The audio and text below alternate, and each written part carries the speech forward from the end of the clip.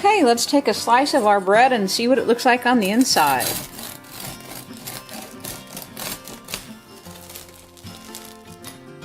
This is 70% hydration.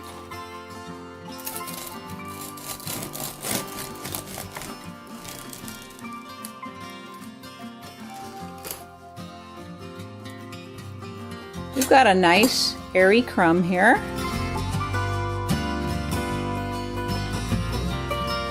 It's a really nice, soft, airy crumb.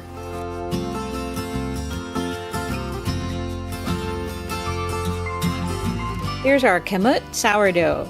It's got 20% kamut in the dough, and it's at 70% hydration.